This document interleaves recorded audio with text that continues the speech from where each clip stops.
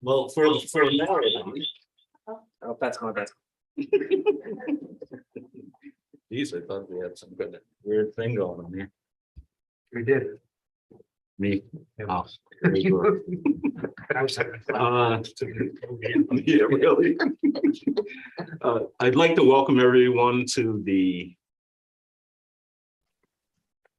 2022 September 28th school board meeting. This is our community engagement meeting. We try to do this once a month on a regular basis. And we will call this meeting to order, and then I will shift the role of chairing to Russ North. Thanks, Coach. I guess first item, is there any changes, addition, or an approval of the agenda? The only thing the board might want to consider is moving the bus conversation up before the personnel. That's up to you. I mean, because Mr. Landon's here from the bus company, we usually try to be courteous to our guests.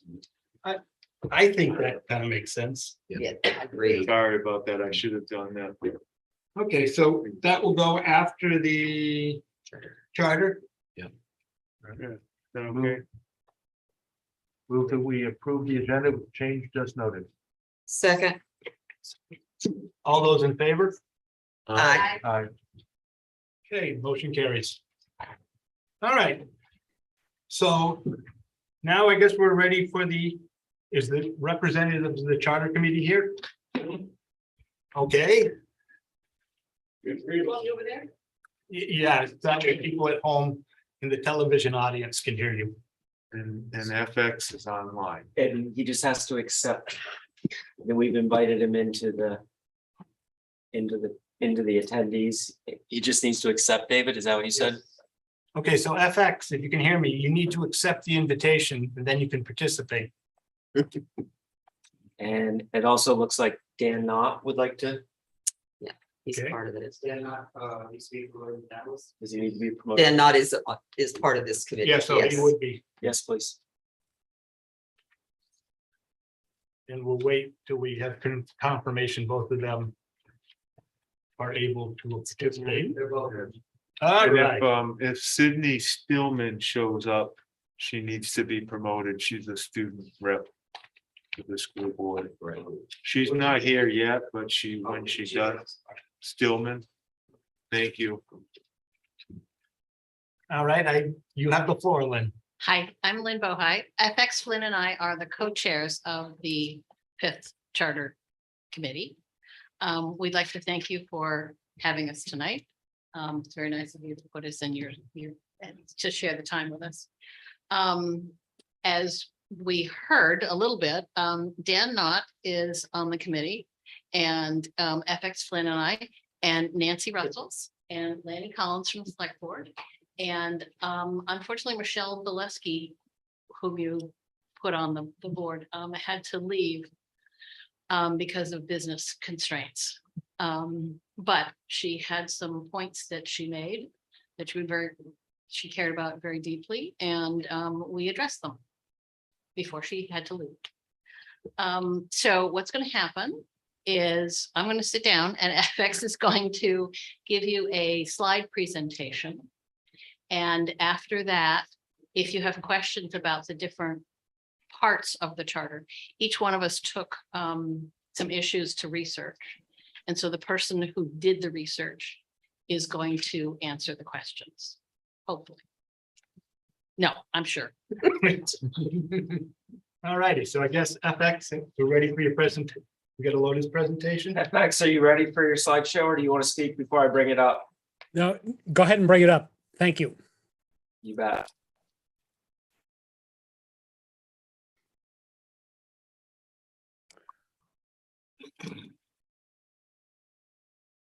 We get to the first page. Okay, great. So what I'm about to run through is, first of all, our draft for the first public hearing, which we think will happen on Info Night on January 9th. And am I being heard fine? No problems? Okay. And so what we hope to get out of doing this presentation with you tonight is for you board members to let us know if you have any specific comments or suggestions, because we're pretty close to the point where we're ready to send this to the attorneys to review, so that we'll have a final version to formally present as the work of the committee to the school board and select board, at which point this will all be in your hands. Next slide, please.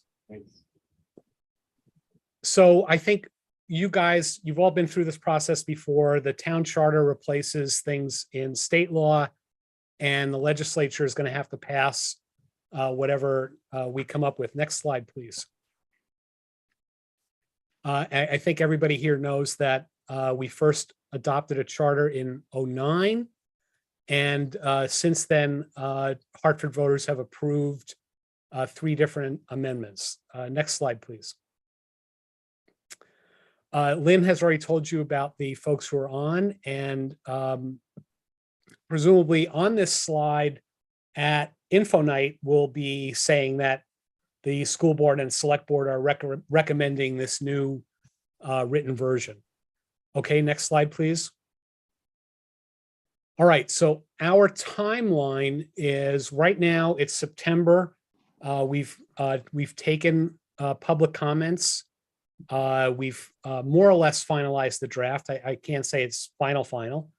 And nor would we want it to be at this stage of the game, because we'd want to get some feedback from you all. And, if not tonight, over the course of, say, the next week to 10 days. In October, the town attorney, Eli Emerson at Primer, will review and, clean up any language that might, cause a snag in the legislature. November, we will be bringing our final recommendations to both the school board and the select board. In December, presumably by Friday, December 30th, the boards will both recommend and call a public hearing for January 9th, which is conveniently Info Night. In January, we'll have that first hearing. One of the features of Vermont state law is after the first public hearing, the language can be tweaked without having to have another initial public hearing. So by January 25th, both boards will have to approve whatever's going on the warrant. It could be, does the town adopt the rewritten charter as presented? And then there's a rewritten charter that's distributed, that's available for voters, yada, yada, yada. Or it could be, does it approve that? And then also, here are some other questions, and you get to vote yes or no on whether or not you're going to want to have those included in the charter, up to the boards. Obviously, both the select board and the school board are going to have to put the same language on the ballot. In February and March, we'll have the town meeting events and voting day. And if it's passed, it'll go to the legislature. During April and May, the legislature will consider the changes that we have requested to state law. And it's up to them as to whether or not they're going to say, okay. If they do, the governor signs it, and then it becomes law. Next slide, please. Okay, so there are 9 key items in this rewrite, and there's a fresh new annotated version available on the Charter Committee's Google Drive today. I think that Nancy may have circulated one from earlier this week. There's a new one today, and this slideshow reflects that. All right, so first of all, in the town meeting cycle, we're formally recognizing Info Night and also the candidate roundtable. We are going to have we're going to give the town moderator the right to appoint a member instead of the clerk. Now, earlier language said they would be the chair. That's been removed. They're just going to be the appointer replacing the clerk. And that's because the clerk used to be independent, but now the clerk is appointed by the select board. So, you know, you could argue, well, now the select board has 3 votes out of 5 on the town meeting committee. And the idea was that it would be a balanced committee. So let's just give it to the town moderator. They're elected independently. And that should work. We'll also let the town moderator appoint themselves to the committee if they like. A budget requirement for the town meeting committee will be explicit. So there'll be money in the budget every year for that committee. We want to get the members of that committee paid. It's a lot of pretty physical sometimes work. You know, Bill Mann and I did those postcards for years and years. And, you know, we would get them at, 10 o'clock in the morning from UPS. And at 5 o'clock in the afternoon, I'd be scrambling to dump off the ones in the Quechee post office. So it was 2 of us for, 6 hours. So it's a lot of work. Same with the road signs. It's a lot of work getting that stuff out. And also we're going to give the committee some flexibility. We got a lot of feedback on dictating particulars. That's all been cleaned up. They have a lot more flexibility. Next slide, please. In the town meeting process, one of the charges of the committee was to find a way to restore more of a town meeting flavor to our governance. And so one thing that we identified was that if a budget is defeated, then it goes back to the board to decide what the new warrant item is going to say. And there's really, what used to happen at town meeting is you'd have 400 or 500 people in the room, they'd vote down the budget, and then somebody would get up and they would make a motion for a revised budget, or they would make a motion to modify the motion that had been that was being presented. All that's been lost. Right now, who controls what people vote on? Only the select board and only the school board. What this little tweak does is it says, okay, if a budget is defeated, we're going to call a traditional town meeting where people can discuss and debate and make motions and come up with a new version of the warrant. And if you have 350 people or more in the room voting on that, then that's what the boards have to put on the ballot. If it's anything less than that, the boards are still free to put on whatever they want to put on. But this way, at least people in town will have an opportunity to get up and make suggestions about what to do about a defeated budget. Okay. Secondly, we also cleaned up what happens when there are ties, because it was quite unclear what would happen. So we think we have some good stuff about dealing with ties, and I will, in the interest of time, leave that to you to read. Let's go to number 3. The next slide, please.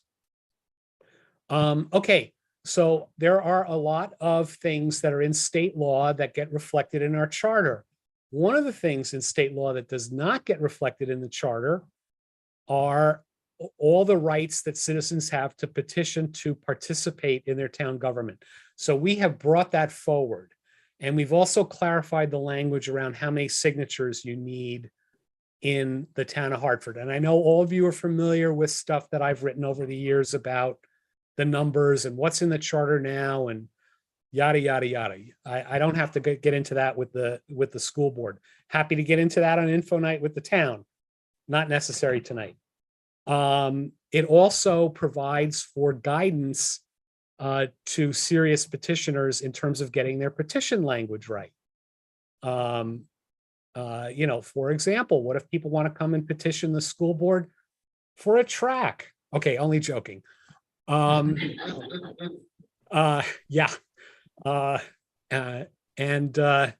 then also we're going to let people petition for non-town matters, which, in my generation, it was people wanted to petition to say we're against the war in Vietnam, and now people want to petition, for this, that, and the other thing. You know what? We're going to set a very high barrier in terms of the number of signatures. And if they cross that barrier, then the town has decided it would like to have that. All right. It seems like that will, spur some more civic engagement. And it's also part and parcel of the whole sense of making it more like town meeting, where people could stand up in a room and make a motion on this, that, or the other thing. All right. So let's go to the next slide. Okay, we cleaned up the elected officials section, and we also did a few things that I think the school board will be very interested in. We attempted to make sure that the language was such that if for some reason the Hartford School District expands, or if the state makes it part of a supervisory union, and therefore there are other towns that now have a say in things like who the school moderator is, that the language in the charter that we pass this year, that we pass next year, will be flexible enough so we won't have to make a charter change, and we won't be in a situation where our charter does not parallel or our charter is in conflict with state law. And I'd be happy to go over that with any of you, in detail, offline, to kind of walk through those little tweaks. But that's why now you'll see, the town moderator, and then a line like the school district elected officials as in state law. Things like that are done deliberately with that long-term possibility in mind. Let's see, we also cleaned up the problem that the select board has with a possibility of two people voting something. And we're also saying, the budget would require that we have best practices for remote participation. It's a thing, it's here. We should be spending money to get it really right. I should be able to do this presentation. We shouldn't have to worry about the folks at CATV, not wanting to flip back and forth among other people. There's plenty of ways of doing that. So we're recommending that we go in that direction. Next slide, please. Oh, yeah. No. The feed that's going to those two is being interrupted. The feed going out of the town isn't. Because I can see it right here, but we're getting stroked.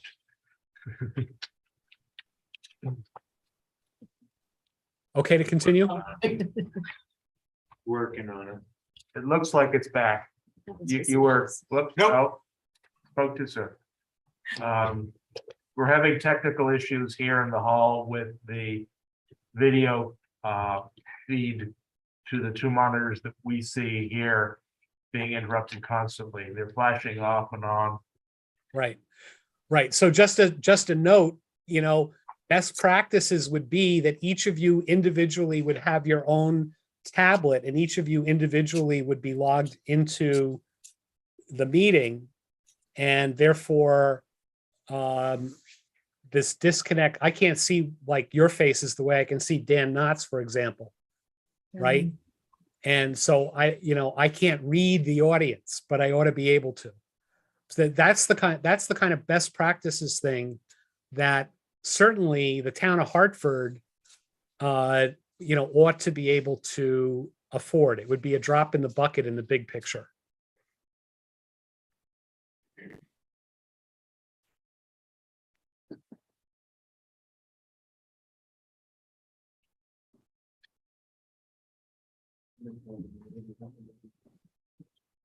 You seem steadier now, Alex. Okay, I'm going to continue then. Yeah. Okay, so with committees, there quite a bit about committees. Michelle brought an awful lot to the table about committees, which we really appreciated. And so we've tweaked that a bit. This mainly applies to the select board, actually, that but the school board would be involved if it was, involved jointly. So prior to appointing a committee, it has to have a posted charge, and that has to include what the qualifications are going to be. So we're not saying that everybody who's on a committee has to be a registered voter in town, right? Or that everybody has to be a property owner or something like that. We're just saying that when a charge is made, that the qualifications for serving on that committee are explicit. It's okay to have people who are non-residents. It's okay to have people who are business owners. It's okay to have people who are, not registered voters. But here's what the fence is. That prior to appointing or reappointing people, that'll get public notice and have to have an application from the candidates. That any committee has to be chaired by a person who's eligible for election to town or school district office. And really what that means is that they're a registered voter in that unit of government. And so for the town, that'll automatically mean they're a resident. For school district, that'll automatically mean that they're a resident of the school district. That's an example of that little tweak that we're doing in case the school district changes its boundaries from just that of the town. And then also in state law, where towns are expected to have 3 members of the select board, it requires a unanimous vote to take somebody off a committee. But that's one of those areas where we definitely need. Totally lost you. Hang on, 1 second. In the room. Yeah, I was gonna say. Okay to continue? Well, at least the people, at home can see. Yeah. Think you're trying to hypnotize us. You will. FX, can you try again, please? Yep. How's that? We can hear you now. Now we're Okay. working on the visual. Okay, do we have the slideshow up? Almost. Okay.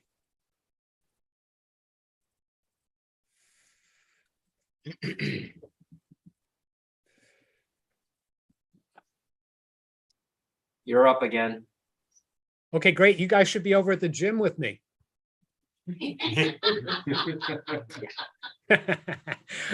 Okay, anyway, we made it easier to remove appointees. You need 5 votes instead of 7. Okay, next slide, please. Okay, we cleaned up the whole town manager duties section. That's got nothing to do with you guys. Let's move on. Okay, appointed officials. This also is basically town business, not school district. So let's move on. Okay, also town district, but I'm sure of interest to all, is that we've put in a provision for a rental housing ordinance. In particularly the so-called just cause eviction provisions. The idea is it would bring stability to long-term renters and protect tenants in buildings that are owned by those without local ties. All this would do would be, it would obligate the select board to create an ordinance where all the different terms that are used in this language would be carefully defined and processes established. I think it's worth acknowledging that this language is part of a statewide effort to get as many towns as possible to adopt this language. And obviously this could be subject to a separate vote. This is a classic example of the kind of thing you might want to pull out. Okay, next. And then actually, and this is the last thing. So the local sales tax. So when we agreed to go ahead with cannabis, a lot of it was sold on the basis that we would get these fabulous tax benefits. Well, the state of Vermont set up a 14% excise tax paid to the state and does not give localities an option, the option to piggyback on that, the way they're allowed to piggyback on alcohol or piggyback on rooms or piggyback on meals, right? Not a separate, so that's not available. However, cannabis is going to be taxed as along the lines of the same things that get taxed in ordinary sales tax. So, which is, in Vermont, it's pretty narrow. I mean, last year in Vermont, in Hartford, there were $585 million worth of sales reported by businesses in the town of Hartford, and only 91 million of that were taxable. So, 80% of the sales that happen in this town are not subject to the sales tax. And frankly, we have so many businesses in town. I mean, if they go out and they spend $10,000 on a piece of software and pay $600 in sales tax on it, that's where a lot of the sales tax is coming from. It's not coming from people paying, 3 cents on a 50-cent pack of gum, right? It's not. So if the only way we can tax cannabis is by implementing a 1% local option tax for sales, then we ought to do it, because the return is probably going to especially for property taxpayers, the return is going to far outweigh the cost. And in the annotated version, I get into a pretty detailed analysis of what that looks like right now. But I would say 685, that could, that would easily be 685,000 to the town is what I calculate we would have gotten in 2021 with a 1% local. And that would have amounted to $42 for a $100,000 piece of property. So you'd have to buy $4,200 worth of taxable goods, before you caught up with what you saved on your property taxes. And, with pot sales, we could be looking at that number being 750 at least, maybe $1 million, knocking 5 or 6 cents off the local tax rate. If all we did was say, every money that comes in for that, we're just going to offset, next year's tax collection, which, and that's a whole nother discussion, which is, we're going to want some feedback on the select board for that. But anyway, so that's the last big item in here. And obviously that's something that could be voted on separately. Next slide, please. FX, we lost you again. Next slide when you get a chance.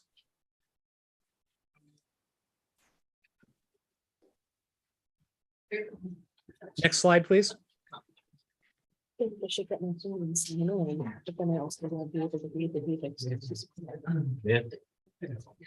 Next slide. Yes, it's here. Hey, Dan, tell them I want the next slide, will you? I think they're working on it. They're trying to get the video feedback up in the room. Okay. That was nice. Oh, I don't know if they can't see or hear me or not.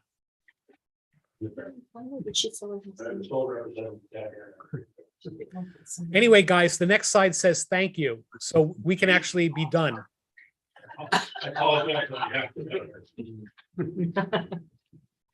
We're getting it together. We can hear you sometimes.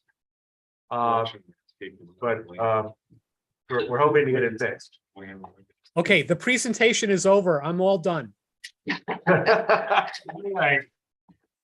Do we have any questions for the charter committee? Comments? I guess a quick question. With the selection of appointed folks, I would almost think that we'd have to do a ratification of the treasurer, because under state statute, we're required as a school district to have a treasurer for the school district. So would you like And it the, isn't would you, always superseded by the town's treasurer? It is possible in some districts to have 2 treasurers. I mean, that wouldn't be very convenient for us. But under statute, I would just check so that that ratification includes the school board as well. So right now, Kevin, it says that elected and appointed officials of the school district shall be according to state law. So if state law allows you to appoint a treasurer and the school board wants to make it policy to appoint the town treasurer to also be the school district treasurer, I think it's already there. If you would like that to be explicitly put into the charter as a, as one of the things that will be done differently in our school district, we could add that language for you. Just so it's codified, because when we had the transfer of treasurers this time, when we reviewed the statute, we defaulted to the town treasurer because technically the school district was without a treasurer. So if we can clean that piece up, I think that it would be helpful for future boards as they move forward. Okay, well, if somebody can, if I could get the language that you want, it's either going to be the language that you want, or we're going to have somebody figure out what the language should be. So has somebody figured out what we would like to have? The current language in the charter says, and in the new version of the charter says, qualifications for serving in elected school district office shall be in accordance with state statute, as FX said. The elected officers of the school district shall be 1 school district moderator elected for a 1-year term, 5 school board members elected in accordance with state statute. If you want us to add a treasurer, we can do that. And it could be something as simple as, C, the school district, the town treasurer shall also be the school district treasurer. Or, pardon me, the Hartford town treasurer shall also be the school district treasurer. That simply would meet the letter of the statute. Okay, then that's what we'll add. The problem with that is that then the town chooses and we just are Stuck. stuck. No, we need to have some conversation on the language, but we've raised the issue. So everybody's not going to be surprised when we come back with a suggestion. Okay, Yeah, think about something like that, but here's the other thing. We can also ask Eli to craft that for us. right. So don't ask an attorney to go do it for you. We'll ask Eli to figure that out when he's reviewing the language. How's that?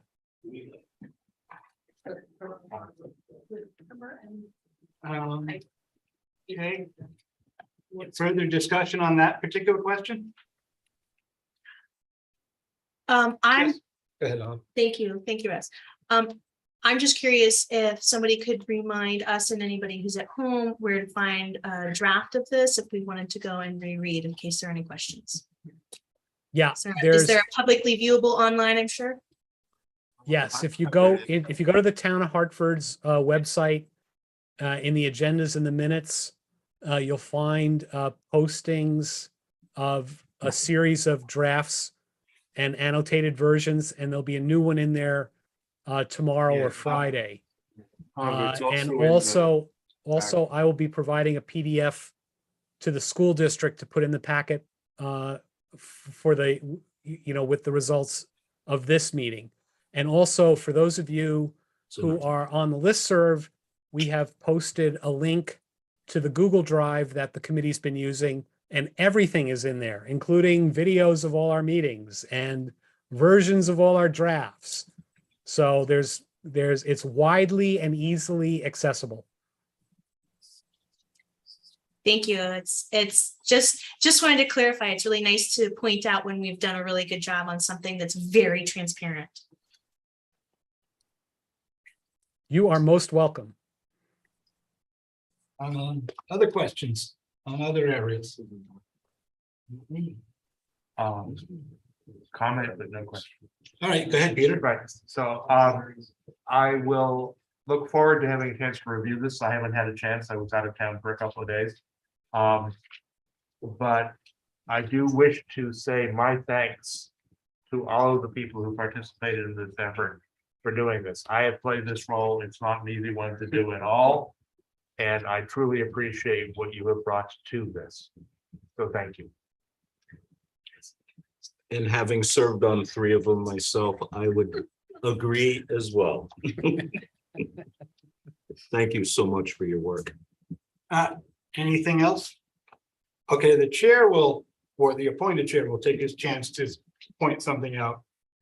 Under section 123A-202, powers vesting in town meeting petitions. Item D, regarding the legal expenses. That I don't agree with that. I understand the principle of public participation. However, I would like to see it. They could be reimbursed for legal fees if the motion or petition passes. Because if it doesn't, I mean, if it has the support of a governing body, of course, we would pay the legal expenses. But sometimes we have things put before us that it obligate either the town or the school board for substantial expenses down the road that we're not necessarily supportive of. So if it's the people's will, yes, we would do it. So I think a reimbursement clause I could live with, but an outright, well, you get to use our attorney, because that somehow, to me, feels like some type of implicit approval. Yeah, no, I think that I really appreciate that. And it's a really intriguing suggestion. And it's certainly something that we'll noodle over. I will say that there's a danger there. What happens if they come back and they say, well, we spent 15,000 doing this, and your attorney would have cost 5,000, right? And the other thing is that there's more of an opportunity for your attorney to help them understand the situation that the board is in and what it can and can't do, because they're very familiar, with past practice and with the ins and outs of state law more than somebody who they bring in off the street. And so in a sense, this gives you also advance notice that this is coming at you, and an opportunity to engage with it at the front and make sure that whatever is being put up actually would be workable, because it's We're losing UFX. Whatever's being put up is workable. Okay, thank you. Dan, you did the research on petition. Do you have anything to add? Yeah, I think that this is a good discussion to be having. I think the purpose of this is to make sure that people who are petitioning don't get something petitioned and voted on that ends up being We've lost totally you again. unfavorable. Sorry, can you hear me now? Yes, A little bit? Okay. sort of. Let me know if In and out. I guess the purpose here is to make sure that something that gets petitioned and voted on doesn't become unworkable because it wasn't written correctly to begin with. So what we're looking to provide here is some sort of avenue for petitioners to make sure that their language is solid before all of that work and a town vote goes into it. There might be other ways of approaching that. Okay. But that's the idea. And I do respect the alternate opinion. I'll get to it in just a second. It's a personal matter for me. You guys say something, Linda? Okay, Mr. Merrill. Just to answer a question that was raised earlier, the language regarding the school district treasurer is 60 VSA section 426, which starts out saying the town treasurer shall be the treasurer of the town school district unless by vote of the town school district, a town school district treasurer is elected. So it has language in there that addresses how that process works. Mm. And the relevant language again is under 16 VSA 426. You know what? We'll bring that right in. Thank you, Peter. Any other questions or comments? Gabrielle, did you have something you wanted to say? No, thank you. Okay. Got it. I'd just like to thank the members of the committee. I understand serving on a committee can be a thankless task and takes time. So we need more participation like that. So I do truly thank everyone involved in this process and look forward to hearing the next steps. Mr. Chair, Yes. just as a commercial for folks. We've shifted our meeting design over the past couple of years, and we were trying to figure out how to get more engaged, with the community. So you will notice that there is a community engagement meeting once a month, very specifically designed to handle these kinds of discussions, with our school community. And Russ and Hava are our committee that does the design work around each of those community engagement meetings. And it's just a way to try to get more interaction and have it done in a reasonable way. So that's the commercial. And thank you all for coming. Yes, thank you again. All right, I guess we'll Thank you. move on the amended agenda to bus services. Tom, do you want to start the discussion? Sure. Over the course of the last 2.5 years. So David, I Well, apologize. I think FX and, no, they left. Sorry. Okay. No problem. Thank you. Thank you. Have a Thank you. great night. Thanks, guys. Yeah, over the course of the last 2.5 years, during the pandemic, I think everybody's aware that we've had a lot of shortages of staff, due to illness, due to various things, but mostly due to COVID.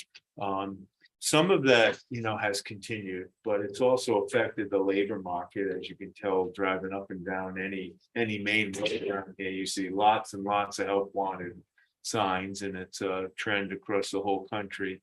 It's really affected bus services, not just here in Hartford, but throughout the state, throughout New England, throughout the whole country. The national shortage of bus drivers. And I say that just, as background. Obviously, we've worked really hard to recruit and to try to make the interruptions to the bus service for the students as few and far between as possible. But this year, we do have a couple of interruptions, and we had a cancel route for a week at White River School. So one of the topics for tonight was just to talk with our bus service, let them explain a little bit about what they've done, what we've done together, what the future looks like, and what we can be doing to help.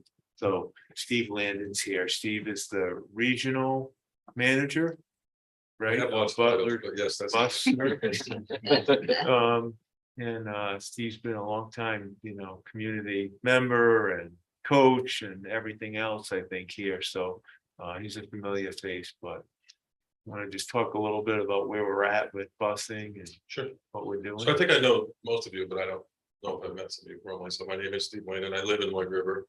I am the location manager here in White River. Our office is right across the street. We manage many different customers, both in Vermont, New Hampshire from our office. I think each day now we run 104 bus routes morning and afternoon. So you're not the only contract that we manage, and you're not the only one that is experiencing bus driver shortages. On the agenda, I was a little confused by history, so I can give you a little bit of history. Within your district, our company has now been with your district for 8 years. I've been with you for those 8. We have not faced the driver shortage in Hartford like we have in other areas, really until the past 2 years. Your district was one of the ones that was fully staffed. 3 or 4 years ago, we went through, I think it was 4 years ago, we went through a very huge changing in all the routes, which I think has worked out positively.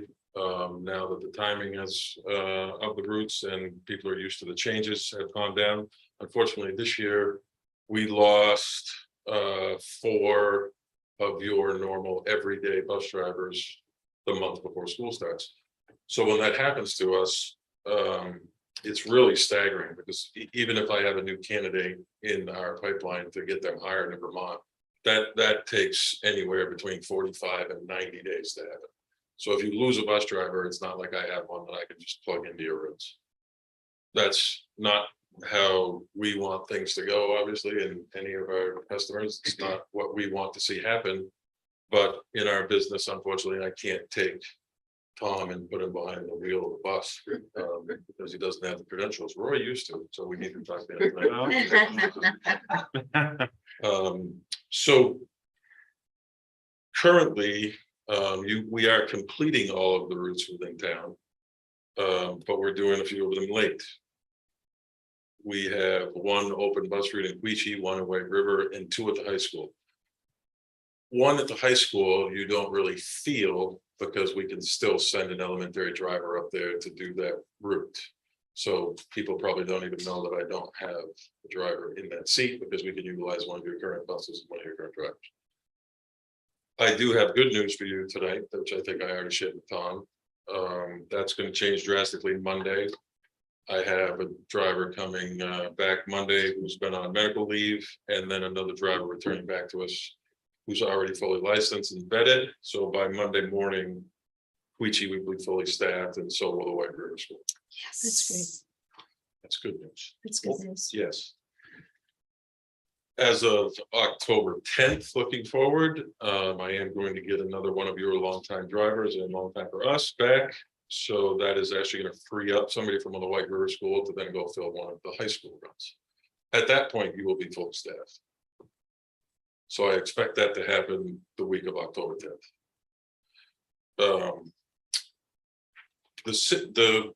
The issues, however, that we face each day still remain serious. If I, and this happened to me today, it happens to us every day. If I have a driver that's sick, not necessarily COVID related, but just calls out because they can't drive, I do not have anybody to put in that bus.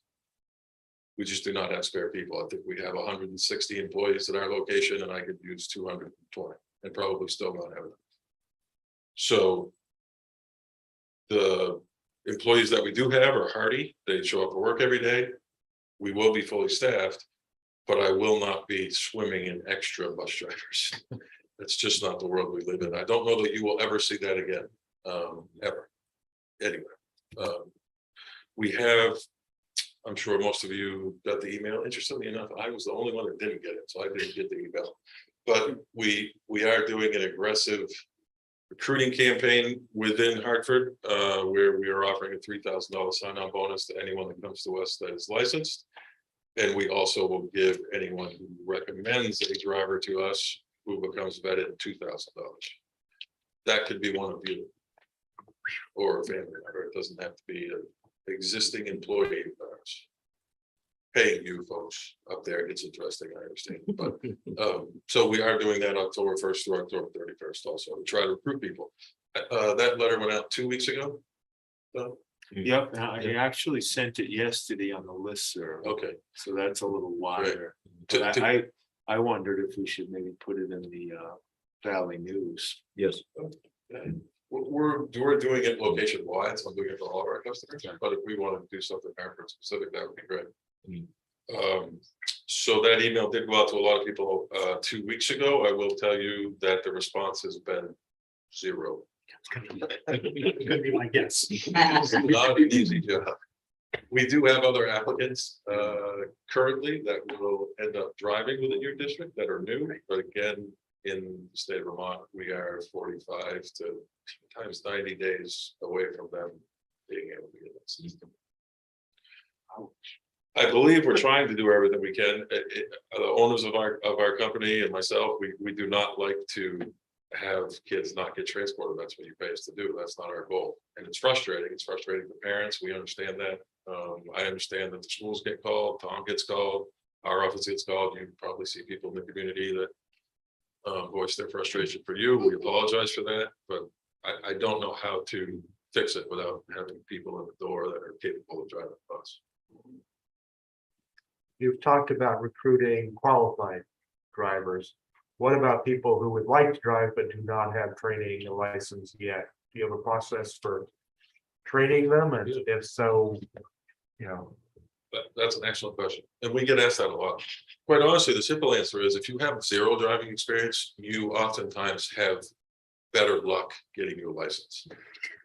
We see a lot of folks come in that have driving experience that have bad habits that they're not willing to break. So they oftentimes struggle to get licensed. So no driving experience whatsoever is perfectly fine with us. Yes, we do have certified trainers right in our office, and we train you from A to B. Absolutely. Unless I missed something, does anybody have questions? specifically? Yeah, one of the things, and I think I know the answer, but I want to ask it because it's always asked of me, is how come it's always the same routes? Like, how come you can't switch them around so that the same bus, like H31 at the high school is, and the middle school is 50 minutes late morning and afternoon all year? You know, people are like, why don't you just share that shortage across all the schools so it won't be the same students getting affected every week? I'm glad you asked that question. Yeah. We do not generally have bus drivers do a different run every day. They need to be able to understand who their kids are, and where they live, and where you drop them off, and where the stops are. So bus drivers are territorial when it comes to that. One of the routes at the high school we leave open because, again, the timing really works for us to send an elementary bus up there to complete that route. By the time the traffic leaves that campus, the kids usually get home at the same time. The bus just doesn't load at the same time. So for us, if you have a driver who drives a DBS route every single day, for me to switch them to an OQS route the next day is not that easy, because they don't know those kids, they don't know their names, they don't know where their stops are. So the threat of us losing another driver due to a driver error becomes very high, and I don't want that to happen. They will not be able to recognize where kindergarten kids are, and it's just not as easy as we're going to switch those routes every day. Yeah, that's what I wanted to get out there. Yeah, it's not as a easy. safety issue. That's a dangerous situation. I would not promote to do that anymore. The other thing that comes up often is why don't we somehow change the start and end times of schools so that we can use drivers, you know, in different places? Same sort of answer probably. No, not necessarily. That's something that we could look into. I don't know that we control that though. That's No, it would be something on our end, Yeah. on my end. It would be drastic, but it is something that if this continues, we might have to look at is changing the schedule so that the drivers aren't all out at the same time. So you might start elementary earlier and middle and high school later so that you could utilize the same drivers.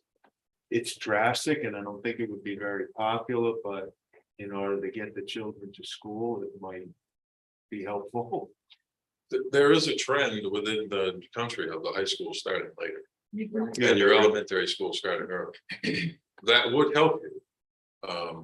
I don't know that it solves all of our problems, but you know, we would have to look at it and get data, ridership numbers, and exact timing. It would help. I don't know that it would save money or go down units, but you would be able to. Springfield School District does do that same model, except it's reversed. Their high school, middle school start early. Their elementary school start at 9:30. I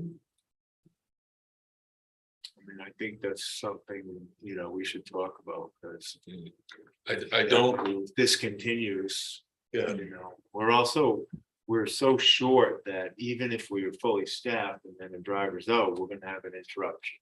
Right. Not like we have a substitute or a backup plan, and I just don't know if we should do that all year. Hmm. When we're that tight. We should have a few extra folks that are assigned to this district by the middle of October. Hey, Peter, You mentioned that you thought that we probably were not going to return to the halcyon days of old in which we had a lot of drivers.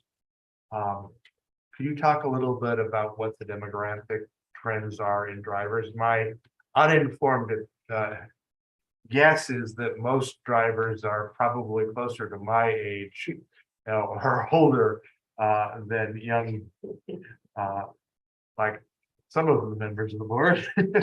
So 35 or 36. Yeah, right. So I expect that we got an awful lot of drivers who are nearing the end of their careers. They're not necessarily being replaced at the rate which they're being retired. COVID definitely did not help that situation. We had many older folks who were driving the bus just simply to get done with COVID struck and they didn't come back. But actually, I find it different. The last few years in transportation over the last decade, where predominantly the bus driving job would be done by someone who was running farm or someone who was retired. That has changed because the wages have changed. So bus drivers now, with the wages that we pay, can make a living doing this. So I hire more mid-30s folks now than we ever have. I think of the last 10 employees that we've hired over the last 2 months, they all fit that mold. So it's not just retired folks doing the same. We still get those folks. But I think we see more and more people coming in that actually do this to make a living. They don't just bring kids to school, bring them home, they were doing other things. So I think you're seeing that changing. Interesting. Thank you. Yes. good, Hannah. I have a couple clarifying questions about some of the things you said. One is that you said that all the routes are now fully staffed. And so just to clarify, that means no kids are left after school to sit around and wait for an hour for their bus to return and pick them up. No, that's not what that means. Okay, That means the bus routes are all running. they're running. So as of Monday, you should not feel that at your elementary schools. As of Monday, all the kids will get out at the same time and everyone will. The rest of this week, there is a one run at the Adequacy School that we're completing late and then one at the White River School. Yeah. Both morning and afternoon. As of Monday, that will change. Okay, Okay. perfect. There are 2 high school routes that are open. One of those routes, like I said, the only difference is the kids leave campus a little late. H34 will continue to run late, Okay, but the routes are running. We had 1 week that to clarify that I couldn't run the route at all. That's the only time I think that's happened. Yeah, it was a That 5-day one week, it was a White River School route. okay. And when you said, so that also speaks to my second question, which was a clarification about completing all the bus routes in town. And so I have an issue that some parents have brought to me as a school board member, and that is about changing bus routes and about people being cut out of the bus routes. And they felt it was because it wasn't convenient or timely for the bus routes to be able to get to the schools. Excuse me, even though there was some discussion about it being for other reasons. And so I'm wondering, as a school district, how many people are cut out? How many children do we have in our school district that are not covered by transportation right now? Because I find that to be something that we should probably be aware of. How many households in our school district are not covered by transportation because they're not included in the routes? I'm not sure if I've asked that correctly. No, I understand. Okay. I'll try to answer it to the best of my ability. Okay. I don't generally, in my position, get involved in the day-to-day designing of the routes. There's a gentleman who lives in town named Mr. Andy Thorburn who does that for me, and he's phenomenal.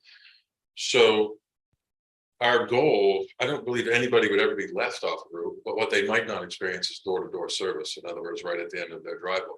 The days of that being able to happen went away a long time ago. So when Andy is designing these routes, we try to take 60 minutes and work back from there. Mhm. So when you're talking about doing bus stops, you only have so much time topographically you can cover with a bus, number one. And then the more stops you add, obviously, the more time. So as we develop the data from the front offices at the schools every summer, we back that up and again, try to stay within that 60-minute period from school. That may mean that someone's mailbox doesn't get serviced, but X does, intersection of, whatever road. There are also some areas in town where we really struggle with roads, especially during the winter time. Yeah. So to put those on the route for September and October really doesn't make sense, and we're not going to do them probably for the rest of the year. So that could factor into it. But no one would be left off the routes once they're designed. If they called and said, I live at, 43 North Hartford Road, and that isn't a bus stop, they would be told, where's the nearest bus stop? And so the nearest bus stop could be like in town, even though we have rural families. They might have to drive into town to be able to get to the nearest bus It stop. should never be more than a mile from their house. Okay. I was a little surprised to hear this, because I have to tell you, Andy and I work really closely with the routes, and usually if he says no to a parent, he tells them, you need to call Tom at the school district to figure out if he wants to work this out somehow. Mhm. So we have a process where we've been pretty successful working out those one-off things. Yeah. Because sometimes someone's asking for something that's really difficult. It's a dirt road, or it's a one and a half lane road that's not safe for a bus to go up or down, or most of the times it's for a bus to turn around. Because that is, and Steve knows a lot more than that, but it's not just a place you think is big enough for the bus to back up and turn around. It has to meet certain specifications. Coach would know this too from driving, that are safe. And so, yeah, we've had lots of people contact me about bus routes or changes or being included, and we've generally been able to work them out. So I haven't heard from people, so maybe if they're at that point where they've talked to Andy or someone at the bus company and they can't figure it out, they should call me. Okay. And I'm happy to navigate it, and I support the bus company. If they can't do it, they can't do it. And I've had people get mad, but I like them to get mad at me and not so much at Andy or Steve, because that's their job. They're just trying to do what we say. So The routes are much more efficient, and we were able to separate your campuses. Which means that your principals in the buildings, if they wanted to make a change to their routes, they can do it. Before, they couldn't change White River School routes because of the high school. Sometimes, and those folks are happy to call our office. We will help them if we can. In some circumstances, after the routes are designed, the family moves into town the end of next month, and they call and they want to access the bus. Sometimes that their stop may add 20 minutes to a bus run, and then we really struggle with that. It's just a matter of Right. But 20 minutes is difficult. But then, so there's got to be a number that we could calculate of how many families would be so far outside of that range, but they're still not within that 1 mile radius, right? I mean, those families are there. Right, because I can say for a fact, I'm one of them. That's an interesting. Okay, and I live on a dirt road, Yeah. and I know that the closest bus stop is more than a mile away Yeah. on my rural road. Correct. So, and there are lots of people who live in my community that are also in that situation. Yeah. And there are lots of parts of Hartford that there are families in there. So I think it might be valuable Yeah. to identify how many people are outside of that, because maybe that's something we take to the town, but it's worth knowing. Absolutely. It's worth Yeah, knowing more that data number. we can have, the more efficient we can become. So yes, absolutely.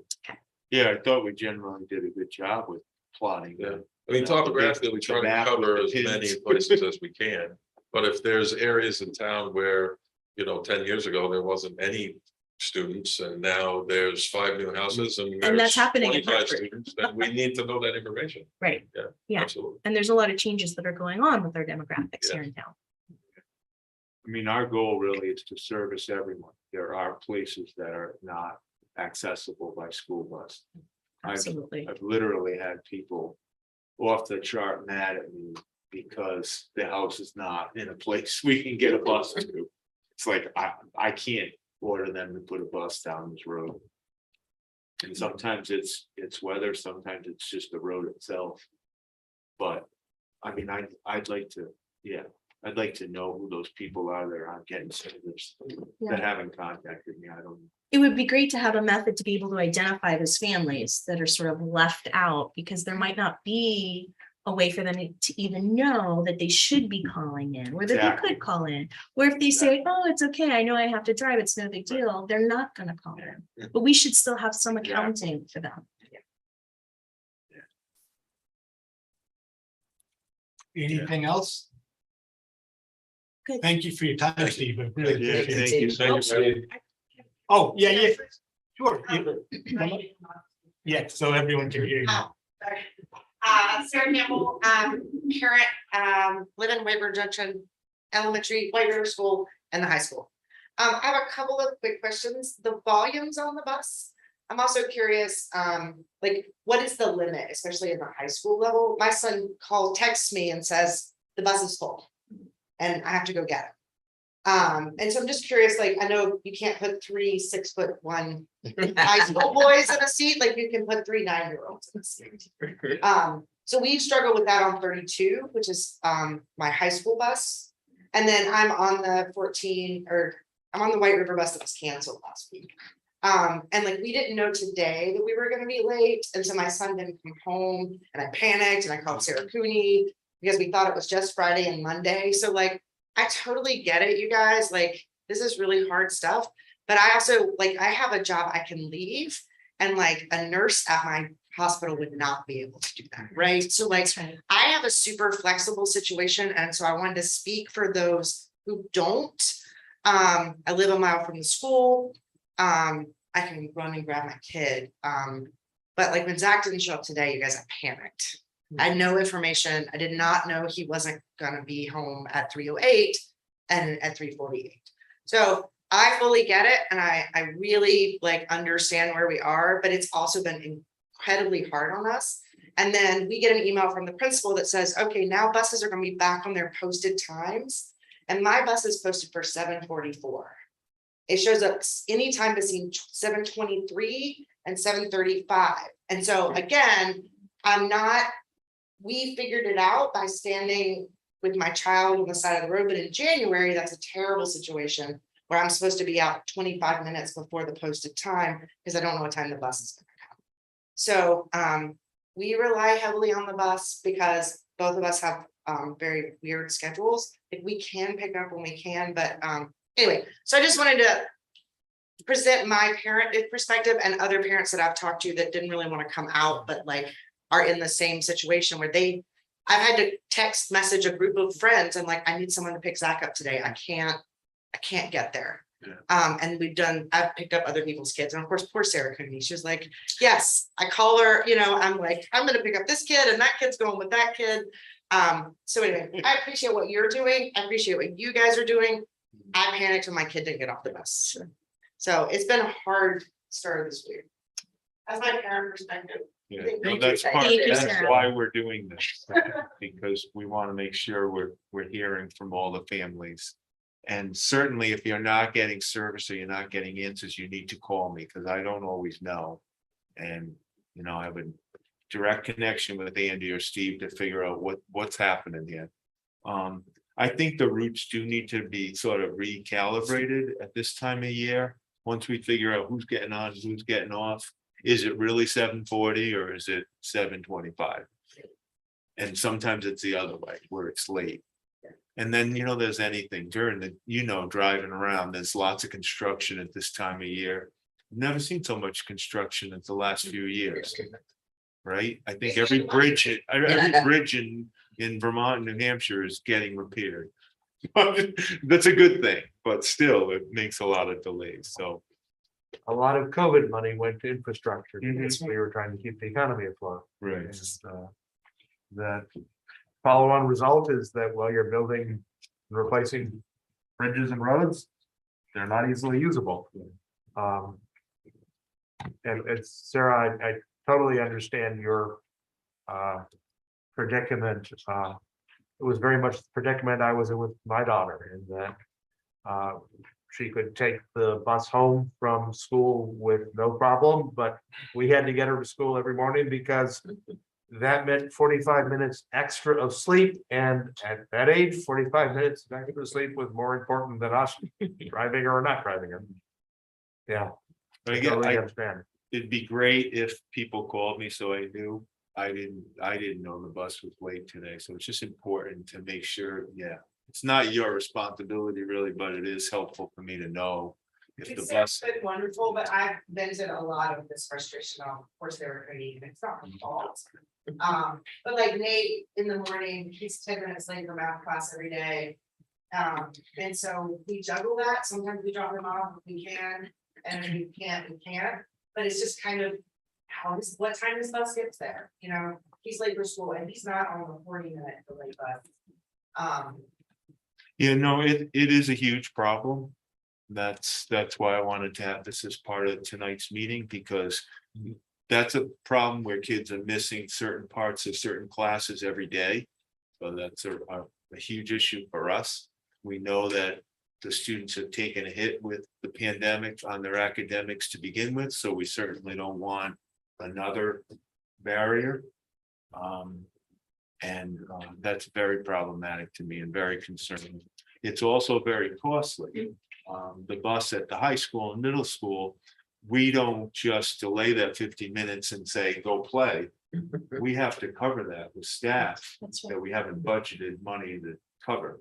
So it has a lot of impact. And it also adds to the teacher and the administration and the support staff stress, because at the end of the day, they're tired. They don't want to cover 50 minutes of 21 or 30 children that want to go home. That's not the ideal time for coverage, you know. So we'll continue to strive to be better, and certainly don't be a stranger if there's something consistent or you don't see a change. I need to know. I'll check in with the principals. We have a meeting tomorrow.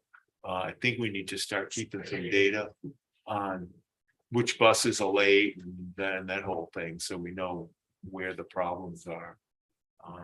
But I really appreciate everyone's patience with it. No one's been too aggressive with me, but they are sick of hearing me apologize, and which I can appreciate.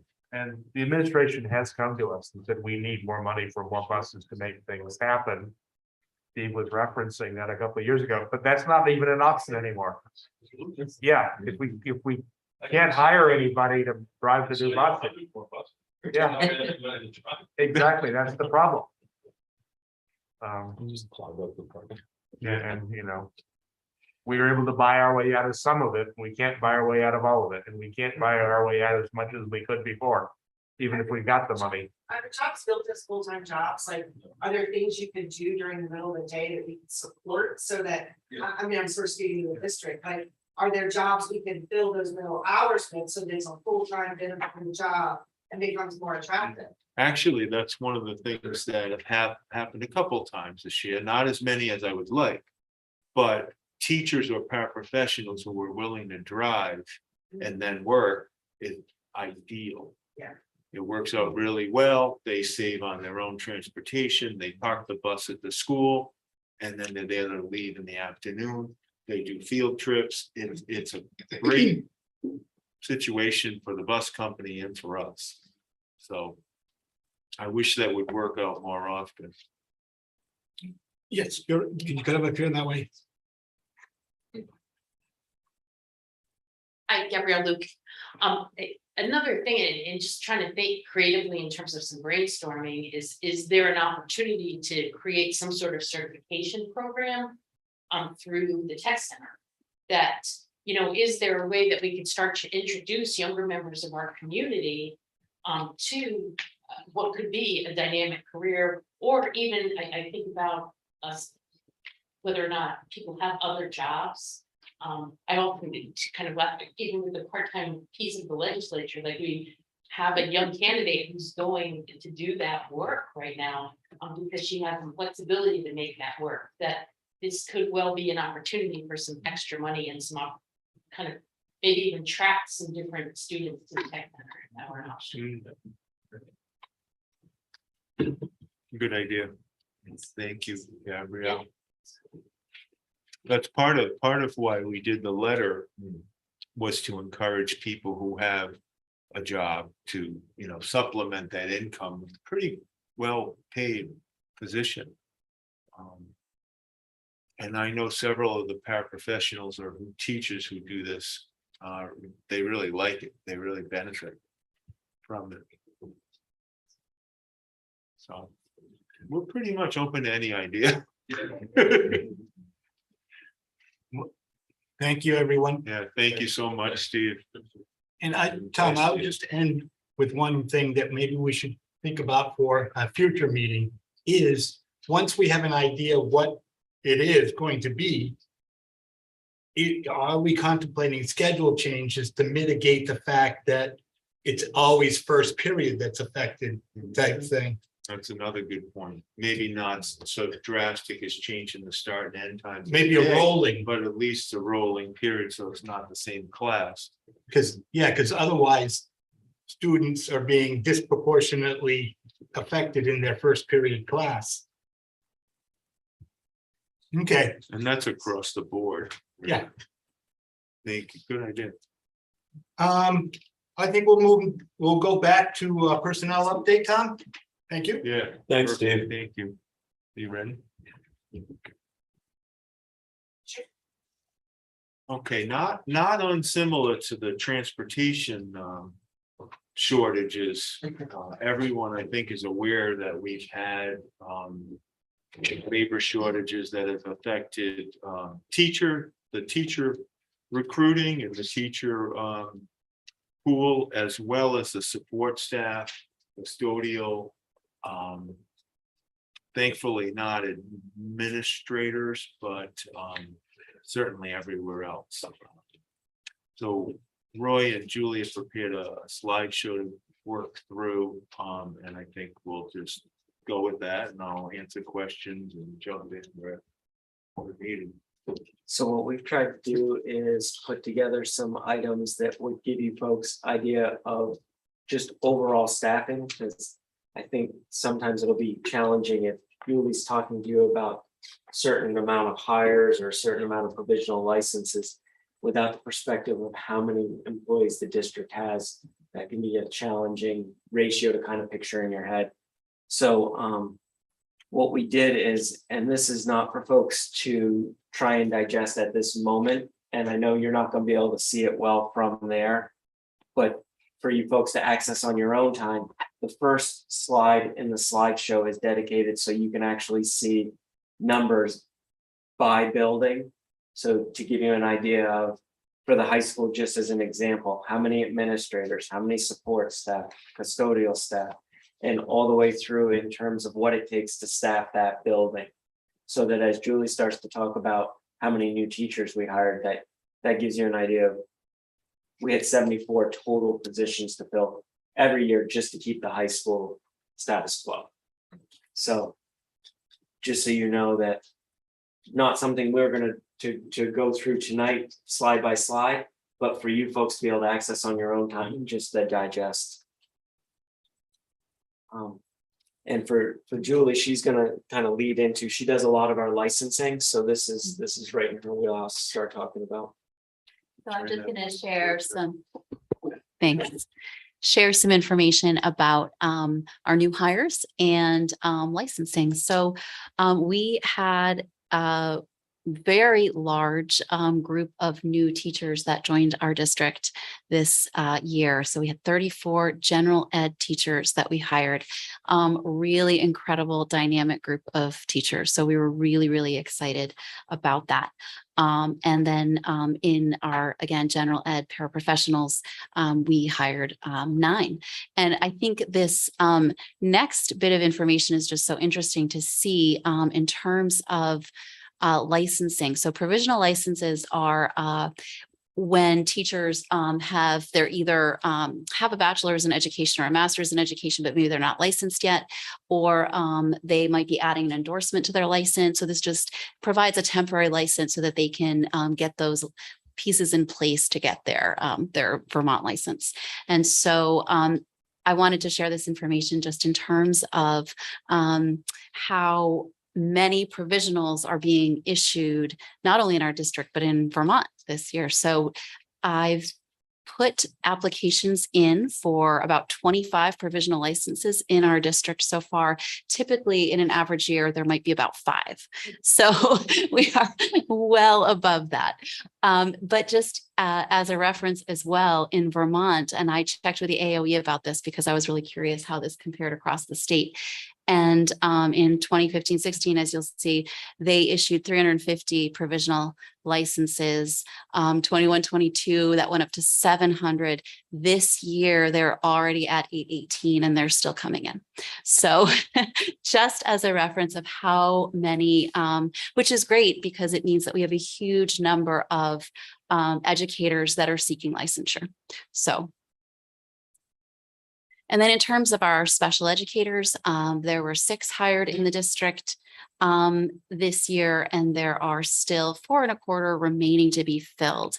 And in terms of special ed paraprofessionals, excuse me, we've hired 7, and there are still 4 open positions remaining. So there's been some great hiring. There's still some positions to be filled, and they still continue to recruit and look for those positions. Tom was going to speak a little bit about any additional plans to recruit.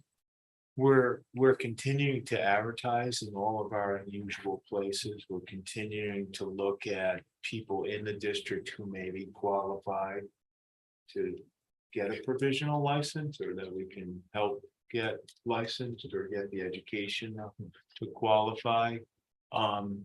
Where there's vacancies, what we've been working on is using existing special educators to fill in the gaps when we need to, and trying to figure out how to pay them for that work without stressing them out about their regular caseload. So there's a delicate balance there. So far, everyone's been working really hard. I think we've been doing fairly well with covering the vacancies, but it is a problem. For some reason, well, I know the reason, special ed and custodial have been the 2 hardest hit areas. So special ed teachers, people, they don't want to do that work anymore. It's hard because you have to teach, but you also have a tremendous amount of paperwork. And a lot of that paperwork is either done after hours or takes away from what you really want to do, which is work with kids. So it's a sort of a double whammy for those folks. And the kids are, definitely more challenging, more issues.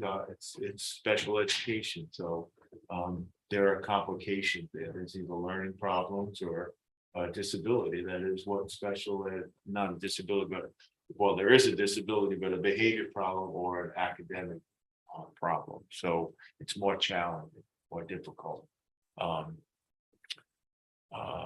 And I already talked about plan to provide services. So the administrators are working really hard in the department. We just met with them today, Kim Marino and Erica Rogstad, and they fill in a lot of the holes. And any staff who aren't case managers are also helping to fill in some of the holes. So people are doing double duty.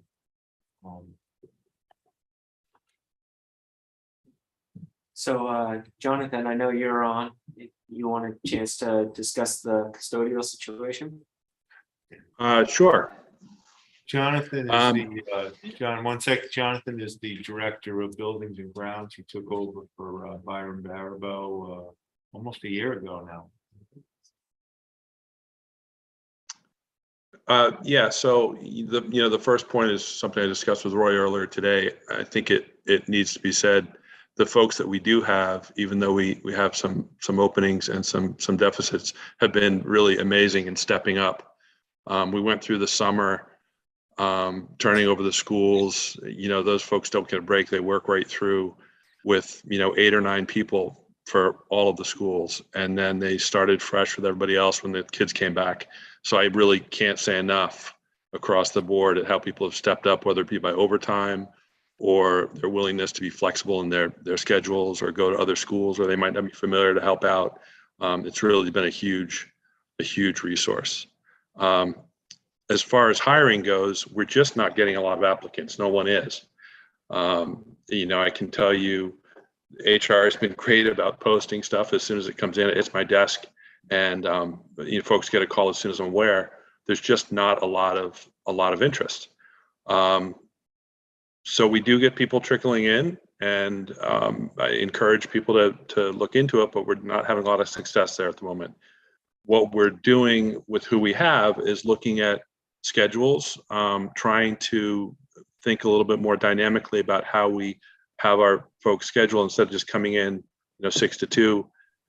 Are there days of the week where we can shift them a little bit later to help out with work in the evening? At the high school, where at the moment we're down to 3 custodians for the high school and the tech combined.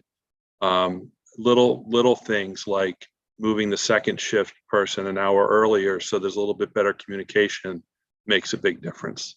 So we continue to work on that. And then as far as processes go, it's about, it really comes back to communication. The shorter handed we are, the better we have to communicate. The more people need to be aware of what's going on.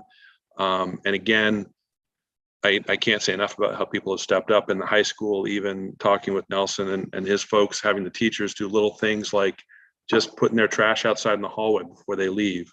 It saves 10 steps in every classroom, and that's an hour and a half out of every night.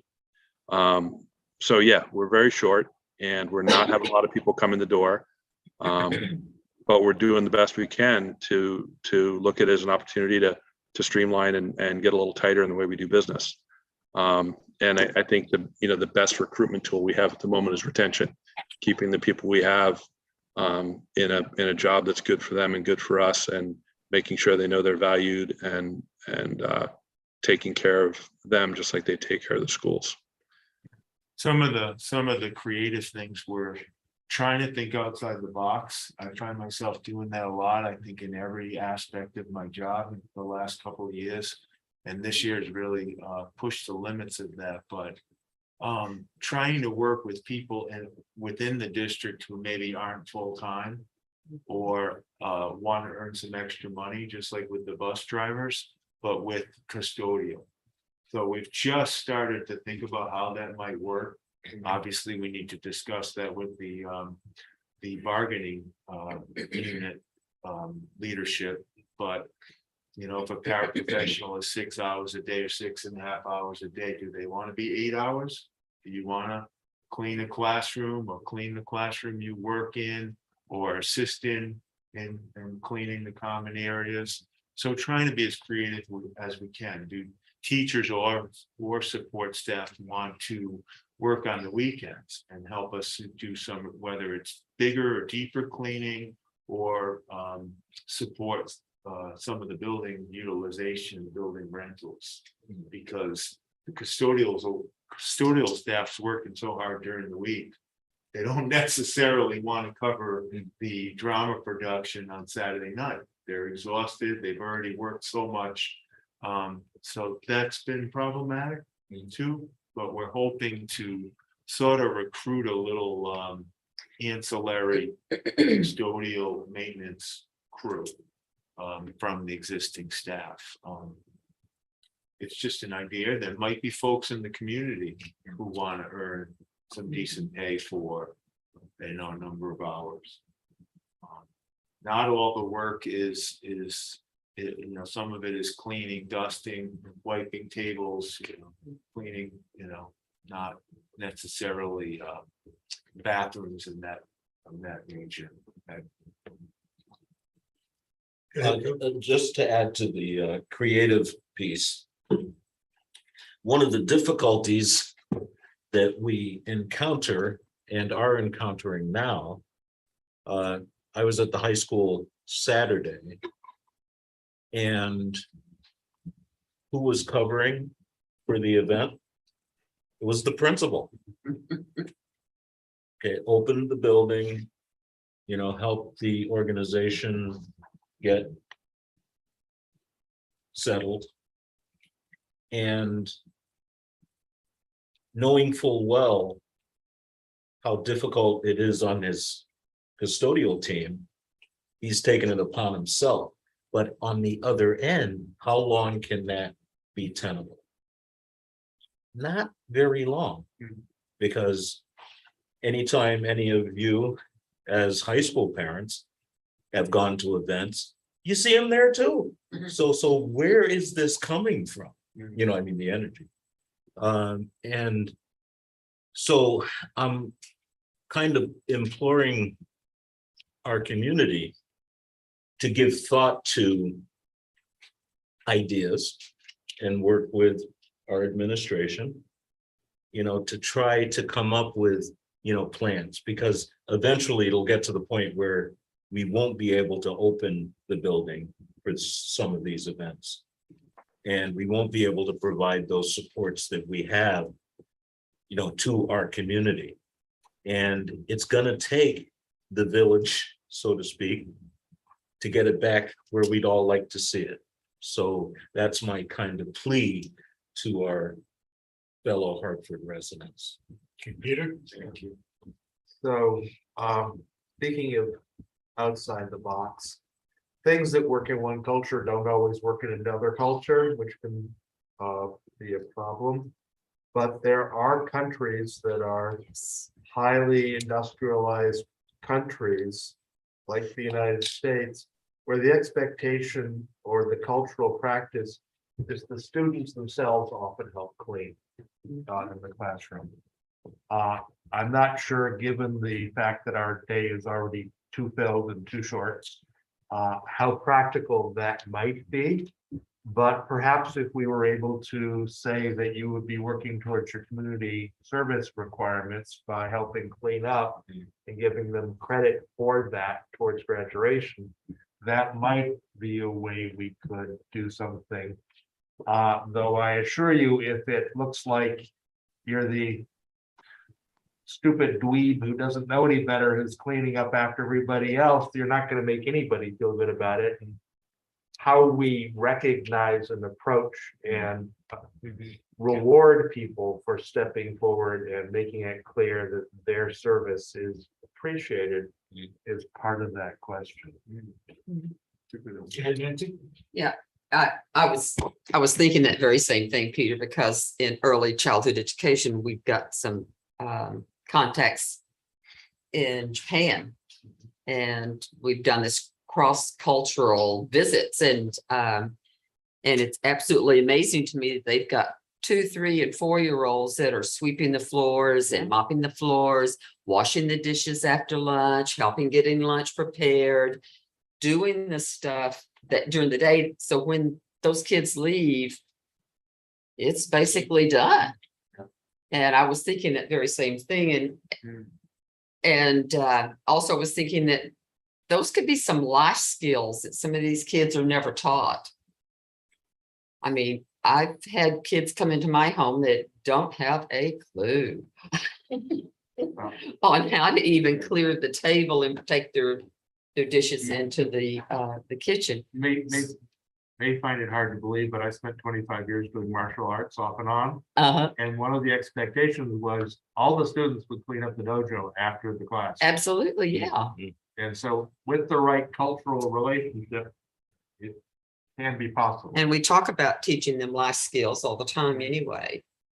And those are definitely life skills. Can I sign my kids up? Sure.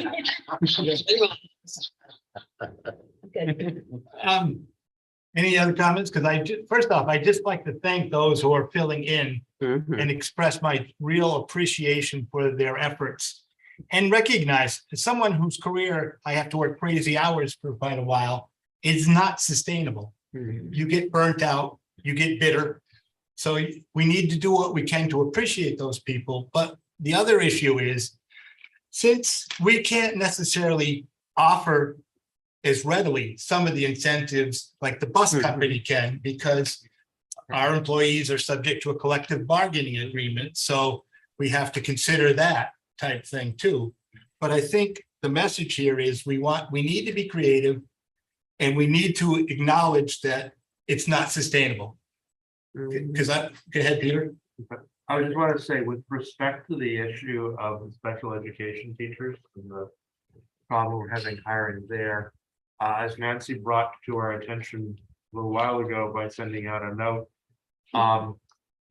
the Secretary of Education for the state of Vermont has made it quite clear the fact that you cannot hire special education people does not remove your obligation to provide the statutorily obligated services to those children.